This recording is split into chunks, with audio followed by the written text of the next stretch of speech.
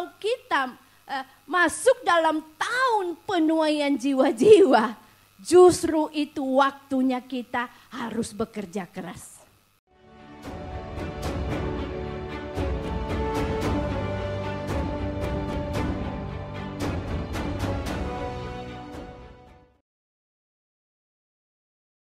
Shalom semua keluarga ilahi. Luar biasa semangatnya ya, ini masih semangat tahun baru ya saudara. Saya percaya roh kita tidak hanya menyala di awal tahun, tetapi saudara dan saya sangat imani bahwa sepanjang tahun ini bahkan sampai Tuhan Yesus datang, selama kita masih diizinkan ada di bumi ini, kita mau terus mengasihi Tuhan, terus melayani Tuhan lewat cara apapun. Amin saudara. Nah, saya akan membagikan lagi apa yang saya bagikan di Menara Doa kemarin, karena saya tahu banyak sekali yang gak hadir. Saya berdoa yang belum. Mari saudara ya, setiap hari Jumat jam 9 malam, mari semua kita ambil bagian, karena disitulah visi gereja akan dibahas dengan jelas saudara. Kita semua tahu bahwa tahun 2025 ini adalah tahun penuaian, dan luar biasa saudaraku, kita masih ada di tahun yang kalau menurut kalender Ibrani yaitu tahun Pei-Hei, ya Pei-Hei 5785. Saudara, luar biasa waktu selesai penutupan tahun baru ya, saya mau tidur, saya baringkan kepala saya dan saya masih melihat ke atas, masih merenungkan kebaikan Tuhan, kasih Tuhan yang luar biasa, dan seperti muncul satu kata, dia bilang exceeding grace gitu. Saya langsung apa ya maksudnya? Saya coba ingat-ingat, akhirnya saya kan bukan orang barat ya saudara, jadi bahasa Inggris itu, tapi itu seperti apa sih yang dimaksud gitu ya. Terus saya buka translator lah ya, pastilah ya. Terus ya itu maksudnya itu grace, kasih karunia yang lebih gitu loh. Lebih lagi. Kita kan, aku kemarin udah khotbah yang lalu kasih karunia ganda. Tuhan bilang lebih lagi gitu loh. Masih ada lagi, saya bilang maksudnya gimana Tuhan, kasih saya pengertian. Tuhan bilang kamu masuk di tahun 2025. Saya bilang maksudnya apa? 5, arti rohani, kasih karunia Tuhan. Amin saudara. Kita ada di tahun 5785 secara kalender Ibrani, dan kita ada juga ya di tahun ya kalender kita yang kita pakai itu 2025. Nangkap nggak saudara? Nangkap nggak saudara? Belum ya. Tuhan ingatkan saya kembali bahwa angka 5 di dalam arti rohani itu berbicara kasih karunia. Kenapa waktu kita masuk di tahun baru Ibrani 5785, kita katakan itu maknanya kita masuk di tahun kasih karunia ganda. Di sana ada 2 angka 5 dan ditambah lagi 1 angka 5. Tepuk tangan buat Tuhan. Kayaknya nggak nangkap ya. Nangkap dah? Saya percaya kalau saudara ngerti ini, makanya saya kalau lihat kalender, waktu saya tulis angka 2025, hati saya bergelora, hati saya bergairah, sebab saya tahu kasih karunia ganda ditambah lagi oleh Tuhan. Dan itu yang akan diterima oleh anak-anak Tuhan yang mau percaya janji Tuhan. Amin saudara. Jadi waktu itu sampai saya, Tuhan terima kasih, ini tahun yang bergairah, ini tahun yang luar biasa saudaraku. Ini tidak ada yang kebetulan, di dalam Tuhan itu enggak berlaku yang namanya cocok logi saudara. Ya, cocok logi dicocok-cocokkan. Kalau kita mau belajar ya menggali ya, misalnya kita belajar menggali dari awal kenapa begitu, kita akan ketemu, dan itu maksudnya ketemu makna yang rohaninya. Segala sesuatu itu di dalam Tuhan tidak ada yang kebetulan. Tidak kebetulan kalau mungkin saudara yang dalam ruangan ini ada yang lahir tahun berapa, itu enggak kebetulan saudara. Itu Tuhan sudah atur. Begitupun kalau hari ini ya kita ada di tahun 2025 di mana di situ kita juga bertepatan dengan tahun kasih karunia ganda. Ini bukan kebetulan. Tuhan ada sesuatu yang mau Dia singkapkan buat kita. Oleh karena itu mari kita sungguh-sungguh mengikut Tuhan. Amin. Nah, tema tahun 2025 adalah tahun penuaian. Saya percaya dan saya yakin bahwa hal yang membuat kita bersuka cita ketika kita sudah menabur, ya apapun yang kita tabur, ketika waktunya kita menuai. Waktu kita menabur benih, saudaraku, itu masa untuk kita bersuka cita karena sudah lewati proses. Ya mungkin waktu itu hujan tidak teratur, mungkin waktu itu ada hama, tapi akhirnya saudara bisa menuai. Nah, itu mendatangkan sukacita yang luar biasa. Saudara, tahun ini kita ada di tahun penuaian. Tetapi Tuhan ingatkan saya bahwa seperti saya ngomong tadi, bahwa itu secara duniawi, saudara. Ya, ketika kita menerima sesuatu, kita mendapatkan jeri lela kita, biasanya kan kita santai-santai ya. Wah, waktunya gitu ya. Relax lah, healing lah, kan habis menuai berkat misalnya gitu. Waktunya santai. Tetapi saudaraku, kalau kita masuk dalam tahun penuaian jiwa-jiwa, justru itu waktunya kita harus bekerja keras. Yang setuju katakan? Nah, itu masa di mana kita all out. Kita perlu bayar harga, saudara ya. Nah, jadi kita melihat bahwa ada 4 jenis tuaian yang dibagikan oleh Bapak Pembina kita, saudaraku. Yang pertama ada tuaian jiwa-jiwa, ada tuaian buah roh, dan ada tuaian berkat, dan ada tuaian di bumi. Nah, saya tidak akan bisa mungkin membahas semuanya, dan saya berdoa sama Tuhan, Tuhan tolong supaya keempat ini saya akan khotbahkan. Saya akan mulai dulu yang pertama, tuaian jiwa-jiwa. Nah, kita baca dulu saudaraku di dalam ayat masnya, Ulangan 11 ayat 13 sampai 14. Dikatakan, jika kita baca bersama-sama, 3, 2, 1. Jika kamu dengan sungguh-sungguh mendengarkan perintah yang kusampaikan kepadamu pada hari ini, sehingga kamu mengasihi Tuhan Allahmu, dan beribadah kepadanya dengan segenap hatimu dan dengan segenap jiwamu, maka Ia akan memberikan hujan untuk tanahmu pada masanya, hujan awal dan hujan akhir, sehingga engkau dapat mengumpulkan gandummu, anggurmu, dan minyakmu. Jadi saudaraku, ini yang perlu saudara dan saya miliki, lakukan hari-hari ini. Kalau kita mau menerima hujan awal, hujan akhir, ya, yang akan membawa penuaian itu terjadi. Saya ulang, pertama dikatakan, jika kamu dengan sungguh-sungguh mendengarkan perintah yang kusampaikan kepadamu pada kemarin. Disampaikan kapan? Disampaikan kapan? Jadi saudaraku, mari perhatikan firman yang disampaikan kepada kita pada hari ini. Amin. Jika kita sungguh-sungguh, jadi yang pertama di sini saudaraku ya, supaya kita dikatakan di sini bisa mengalami hujan yang akan membuat penuaian itu terjadi. Artinya dikatakan kita perlu sungguh-sungguh mengasihi Tuhan. Amin. Mengasihi Tuhan. Yohanes 14 dikatakan, jikalau kamu mengasihi aku, lakukan perintah-perintahku.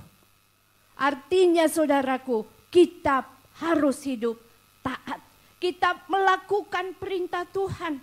Banyak orang yang komplain, loh kok kenapa aku nggak dapat, kenapa aku nggak terima ini ya? Karena kita nggak lakukan gitu.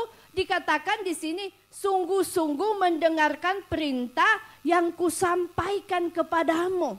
Ya, taat, lakukan apa yang Tuhan mau, bukan apa yang orang lain katakan, ya. Seringkali kan kita nuntut sama Tuhan, tapi kita nggak lakukan seperti yang Tuhan mau. Betul nggak? Betul nggak?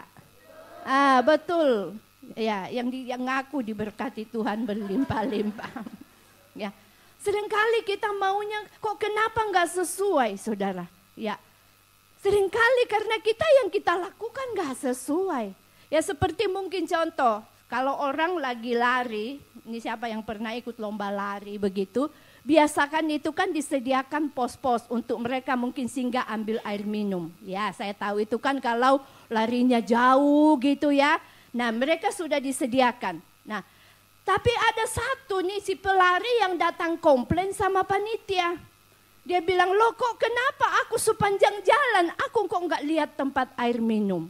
Si panitia tanya, kamu lewat jalur mana? Ternyata dia tidak ikut jalur, saudara. Dia tidak ikut jalur, mengikuti jalur yang air minum ditaruh di situ. Dia ikut lari jalur sendiri gitu ya. Pikirnya dia yang penting saya sampai. Bukankah kita sering seperti begitu? Kita maunya jalan sendiri, kita yang anggap seringkali saya pikir. Nah itu saya pikir itu paling berbahaya, saudara. Saya pikir tuh kan. Seringkali kita kan alami masalah, khususnya ini saya ngomong, ini kan di depan teman-teman kita semua yang bekerja di rumah majikan kan. Seringkali kita salah, kita ngalami masalah dalam pekerjaan. Karena yang kita pakai tadi itu, saya pikir. Saya pikirkan begini gitu loh. Saya pikirkan caranya begini, akhirnya dikerjakan tanpa bertanya, nah salah. Nah bahaya itu saya pikir saudara ya. Nah sama hari-hari ini Tuhan mau saudara dan saya dengar sungguh-sungguh. Lakukan apa yang Tuhan mau. Lakukan apa yang Tuhan suruh kita lakukan. Kalau kita mau masuk dalam penuaian ini. Amin saudara. Ya terus yang kedua dikatakan beribadah kepadanya dengan segenap hatimu dan dengan segenap jiwamu. Mari kita beribadah dengan segenap hati. Ya mungkin ada orang, kalau ada orang yang beribadah dengan segenap hati, berarti ada yang tidak segenap hati. Ya, artinya kita datang kepada Tuhan itu bukan karena kita mau mengasihi Tuhan, mau menyembah Tuhan. Ya, kita lakukan apapun itu bukan karena kasih kita kepada Tuhan, ya. Bahkan juga ini berbicara beribadah dengan sungguh-sungguh. Ya firman Tuhan berkata, ibadah yang sejati adalah apa? Mempersembahkan hidup kita kepada Tuhan. Itu ibadah yang sejati, saudara. Ibadah yang datang begini ada rundownnya, masuk 15 menit pujian, habis itu pengumuman, habis itu khotbah. Iya, ini alur sebuah ibadah. Tetapi saudaraku, belum tentu itu di mata Tuhan menjadi ibadah yang sejati. Ibadah yang sejati ketika setiap kita yang datang dalam ruangan ini, fokus kita, tujuan kita, baik yang melayani di mimbar, baik pelayan jemaat yang ada, dan semua jemaat yang hadir. Engkau datang satu tujuanmu, untuk engkau mau berjumpa dengan Yesus, untuk engkau datang memuji menyembah Dia. Engkau datang bukan karena terpaksa, engkau datang bukan supaya engkau diberkati, tetapi sesungguhnya engkau datang, kau merindukan pelataran Tuhan. Engkau merindukan Tuhan. Saya percaya inilah ibadah yang menyenangkan hati Tuhan. Amin. Ibadah yang disertai ya dengan kehidupan kita yang hidup, saya katakan tadi bahwa ibadah yang sejati mempersembahkan hidup kita kepada Tuhan. Hidup kita persembahkan. Kita mau saudaraku menuruti apa kata Tuhan. Kita berikan hidup kita kepada Tuhan ya, untuk kita dibentuk bisa, kita diproses bisa ya, atau kita mau dipakai Tuhan dengan caranya Tuhan. Amin. Jadi itu dua hal yang sangat penting yang saudara dan saya perlu lakukan hari ini kalau saudara rindu penuaian itu terjadi. Nah, berikutnya saudaraku, untuk kita ya masuk di dalam penuaian ke depan ini, kita akan masuk di tahun di mana kita hanya mengandalkan Tuhan. Amin. Berulang-ulang saya katakan bahwa penuaian jiwa ini proyeknya Tuhan, saudara. Ya, Tuhan yang menginisiasi. Ya, karena begitu besar kasih Allah. Bahkan ketika manusia jatuh dalam dosa, saat itu Tuhan sudah rindu akan menyelamatkan setiap jiwa. Jadi ketika proyeknya Tuhan, maka saudara kita perlu selalu tanya Tuhan. Betul enggak? Ini Tuhan mau diapain? Ini Tuhan kami mau kemana? Kapan Tuhan? Ya, kita selalu membutuhkan tuntunan Tuhan. Kita enggak boleh sok pintar. Apalagi saya pikir. Ya saudara, kita perlu hari-hari ke depan ini, kita butuh tuntunan Tuhan. Ya, apapun yang kita mau lakukan, karena kita tahu ini yang punya Tuhan.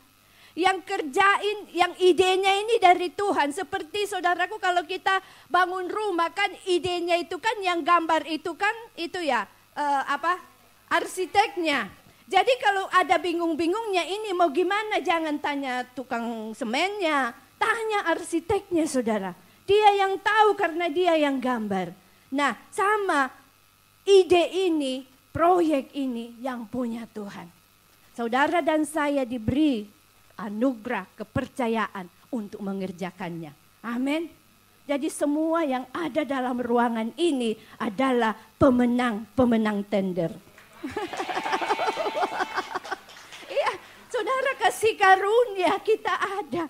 Kita dipilih masuk dalam barisan untuk menuai jiwa. Artinya saudara itu dipercaya Tuhan.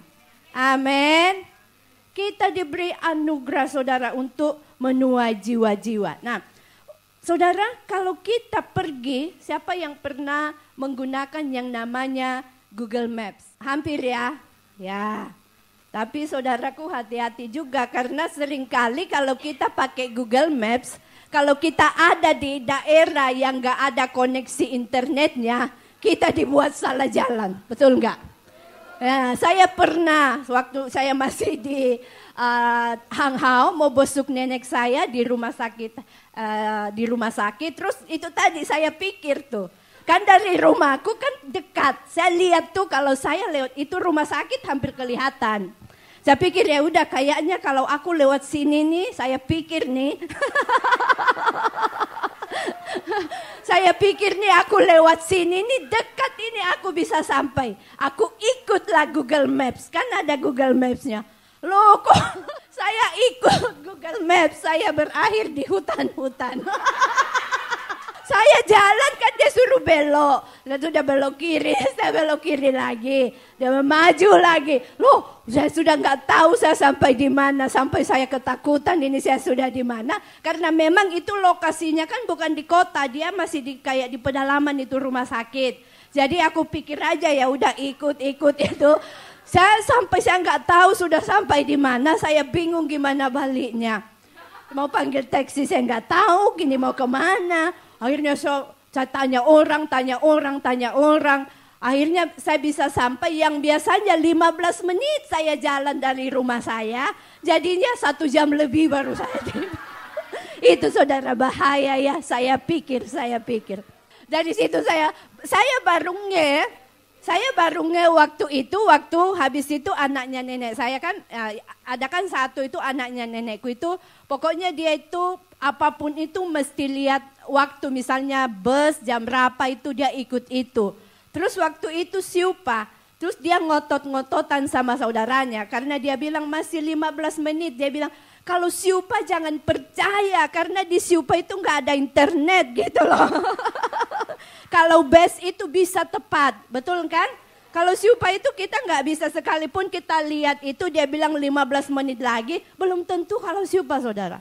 Kenapa? Karena di sana itu kan di dalam itu dia kadang nggak ada koneksinya gitu loh. Nah jadi dari sini saya bilang oh ternyata begitu toh.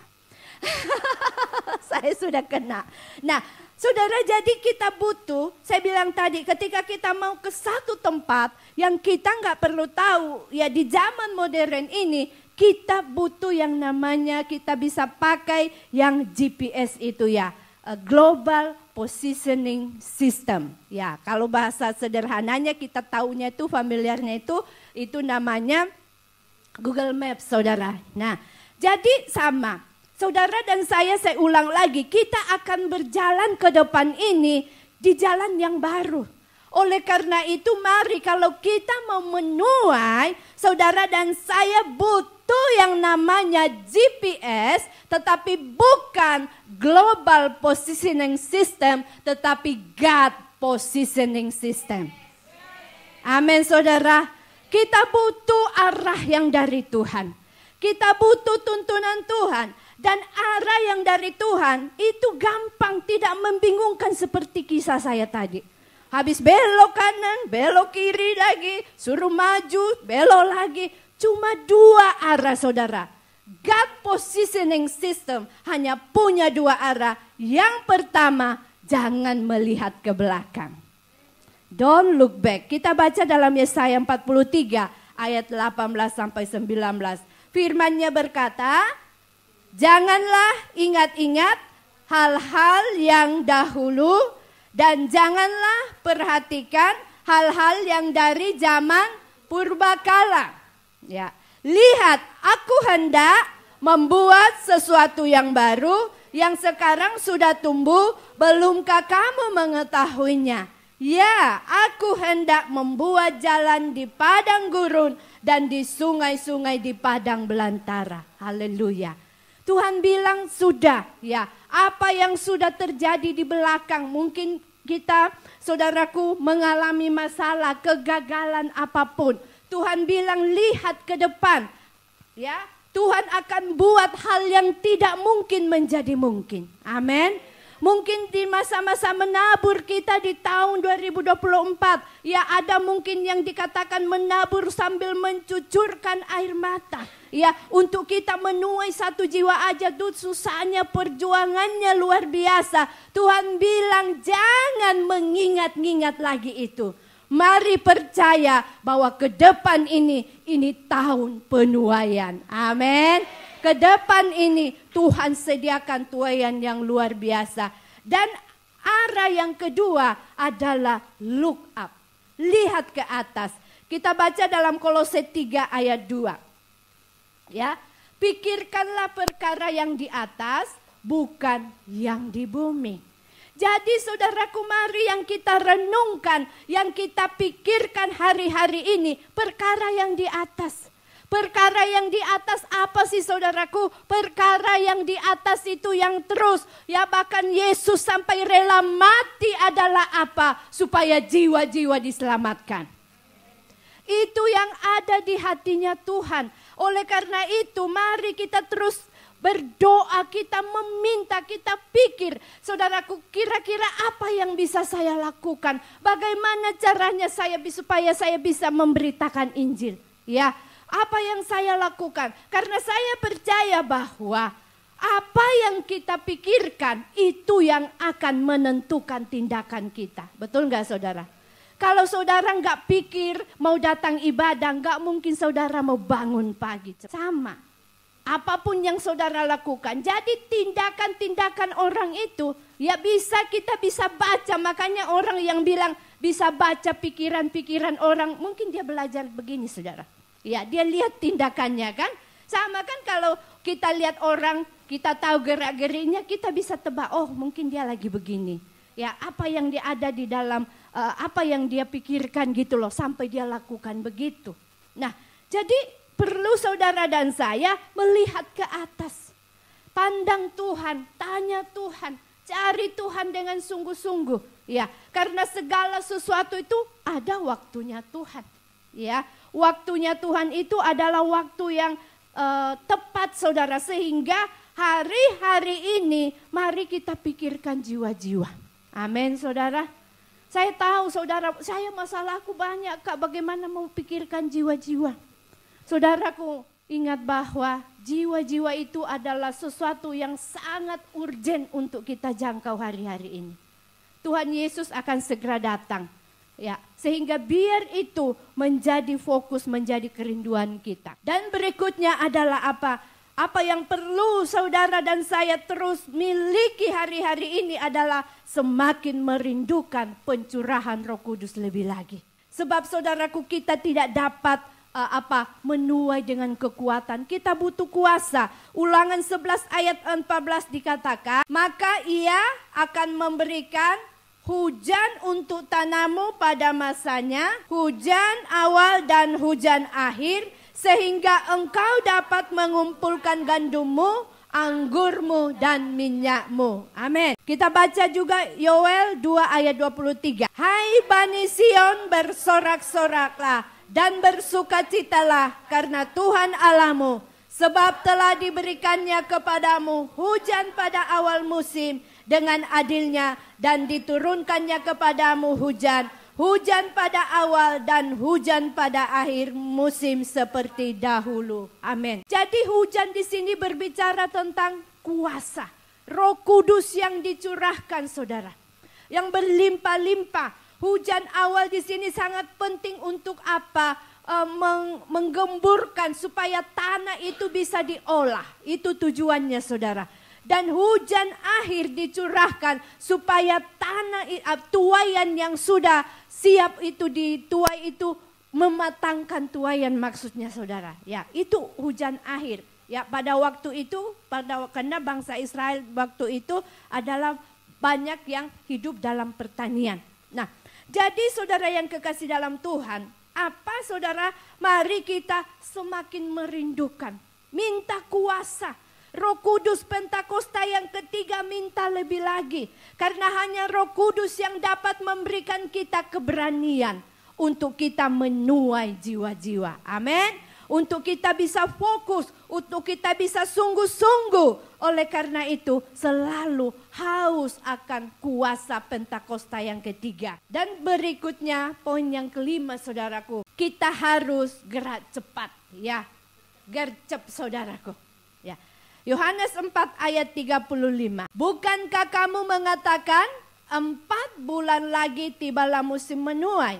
Tetapi aku berkata kepadamu, lihatlah sekelilingmu dan pandanglah ladang-ladang yang sudah menguning dan matang untuk dituai. Saudaraku, seringkali ya kita kalau melihat tuaian-tuaian itu, seringkali kita masih tunda-tunda.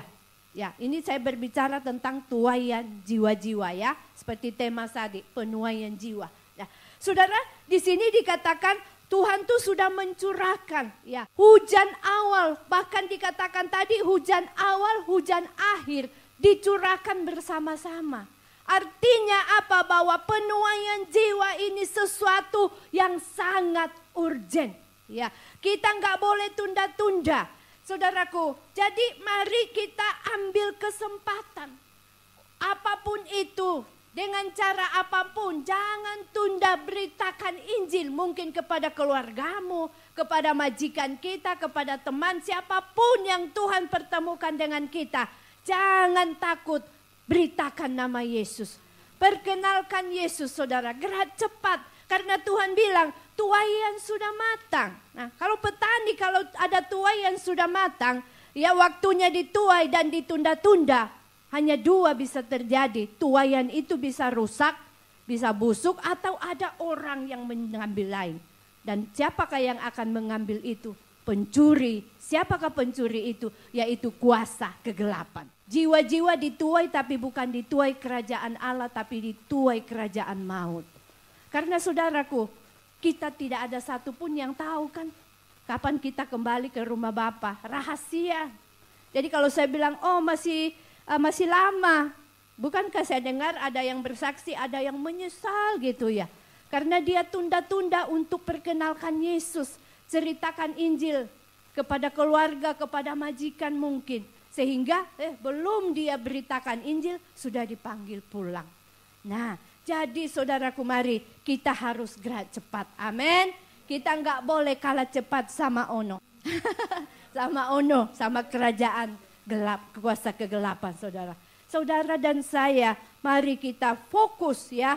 supaya tuaian yang sudah menguning ini dituai untuk kerajaan Allah. Amin. Dan berikutnya saudaraku, apa yang perlu saudaraku kita lakukan, yaitu mari kita berkolaborasi, kerjasama. Tuaian itu kalau sudah matang saudaraku, itu kan tadi tuh ya, Tuhan bilang tuh sudah matang, harus segera dituai.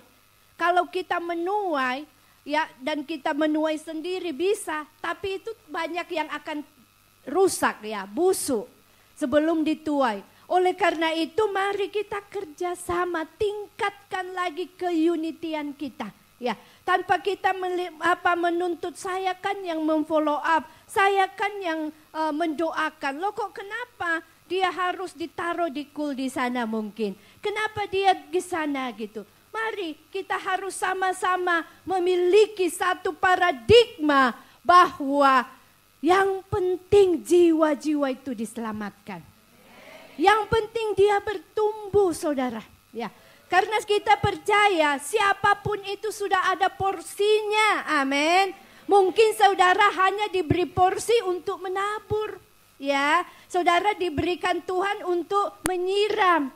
Tapi mungkin ada yang menuai, saudara. Tidak apa-apa saudara dan saya ada dalam ruangan ini. Karena ada orang yang menabur doa dulu buat kita. Amin. Sehingga kita nggak perlu lagi ada ngotot-ngototan. Apalagi sakit hati antara tim ini. Karena ada anggota kulnya yang mau pindah. Saya tidak kasih ini buat lampu hijau ya. Yang mau pindah-pindah kul. Bukan itu, jadilah yang taat. Jadilah yang mau dibentuk Tuhan, ya. Tetapi kalau memang ada yang misalnya mungkin dia tiba-tiba ketemu teman sepetenya atau apa terus ya dia lebih nyaman lagi di sana, nggak apa-apa kan. Yang penting kita masih dalam satu rumah. Kita cuma beda kamar. Jadi mari kita kerjasama ke depan saudara. Kita tingkatkan, saya yakin semuanya udah lakukan. Tapi kita mau kolaborasi lebih lagi. Amin. Kita semakin unity lagi dan kita akan lihat saudaraku, tuaian-tuaian yang sudah matang itu akan kita tuai. Amin. Karena saudaraku, jiwa-jiwa itu kalau sudah waktunya dituai, dan kita nggak ada yang mungkin kita nggak ada yang follow up, nggak ada yang peduli, ya itu tadi itu dia akan terhilang lagi, ya. Oleh karena itu mari sama-sama kita kerjasama, kita sama-sama membawa setiap tuaian-tuaian itu datang kepada Tuhan, amin. Dan yang terakhir saudaraku, apa yang perlu saudara dan saya perkatakan, saya taruh di poin terakhir ini, tapi ini paling menentukan. Kita mau siap jadi penuai. Amin ya saudaraku. Ya, Tuhan bilang tadi, lihat tuaian itu banyak. Artinya hari-hari ini nih sudah banyak sekali yang jiwa-jiwa yang siap untuk dituai saudaraku. Cuman kita ini penuainya sedikit. Ya, penuainya kurang. Kenapa penuainya kurang? Karena penuainya tadi ada yang gak fokus, ada yang gak mau peduli. Dia hanya fokus dengan masalahnya, dengan dirinya. Atau mungkin ada yang penuai tapi dia penuai yang tadi itu lelet gitu, gak gercep gitu saudara, menunda-nunda. Nah, jadi saudara yang kekasih dalam Tuhan, mari hari-hari ini Tuhan berkata, siapa yang siap jadi penuai? Siapa yang siap jadi penuai? Siapa yang siap jadi penuai? Ya, Tuhan berkati yang belum. Tuhan tolong supaya firman yang didengar hari ini seperti yang kami baca di awal, kami mau lakukan dengan sungguh-sungguh. Amin. Saudara, Tuhan mencari penuai. Penuainya Tuhan itu bukan orang yang pintar, saudaraku, orang yang punya karisma, orang yang jago berkata-kata. Saudaraku, kita punya hati, punya belas kasihan aja untuk jiwa-jiwa, itu modal saudara. Yang akan Tuhan tambahkan lagi kemampuan kita, keberanian kita untuk kita menjangkau jiwa. Tidak perlu, saya kan gak pintar khotbah Kak, saya gak hafal ayat-ayat. Bukan itu yang Tuhan cari. Lakukan hal yang bisa kau lakukan. Mungkin cuma bisa engkau bilang, shalom Kak, apa kabar? Itu juga berharga di mata Tuhan. Kak, hari ini ada doa ya, ada menara doa ya. Itu hal yang bisa kita lakukan. Amin. Untuk kita menuai, untuk kita menjangkau jiwa. Sehingga mari saudaraku hari-hari ini kita lakukan apa yang sederhana. Saya bagikan lagi kesaksian saya di rumah majikan yang sebelum saya akhiri, ya siap-siap naik ke atas para WL. Sehingga saudara, saya mau ngomong bahwa beritakan Injil itu dengan sederhana. Saya di majikan ini, kongkong saya itu masih sembayang-sembayang begini saudara. Ya, tapi saya itu tadi, saya tidak mau menunda-nunda waktu. Apa yang saya lakukan? Kalau saya bangun, saya bilang, Josan kongkong, yeso ole. Ya, itu hal yang sederhana. Semua kan bisa ngomong begitu toh. Atau mungkin oi le ya, oi le, yeso oi le. Nah, jadi saudara itu sederhana. Sehingga saya melihat ketika saya ngomong itu dari awal dia diam saja. Tapi sekarang dia sudah begitu. Ketika kami mau makan, saya tidak bilang, Kongkong, kita sebelum makan harus mengucap syukur karena ini Tuhan yang beri, ya diberi kekuatan, tidak perlu. Saya cuma doa, saya singkat, ya maaf kalau salah lagi ya. saya cuma bisa, Toje Yeso P.O. Telese Punci Menkau Amun. Itu, saya cuma mau perkenalkan Yesus buat dia saudara. Saya percaya karena Tuhan bilang Roh Kudus itu yang akan membuka hati mereka. Jangan takut. Jadi tantangan nih buat yang ada yang belum pernah ceritakan, perdengarkan nama Yesus di rumah majikan. Tantangan buat kita. Jangan tunda-tunda. Beritakan nama Yesus. Ya, karena nama Yesus nama yang berkuasa. Nama Yesus nama yang menyelamatkan. Amen. Pertanyaan saudara, maukah saudara menjadi penuai? Amin. Mari yang siap mau menuai, yang mau jadi penuai, boleh bangkit berdiri dan kita katakan,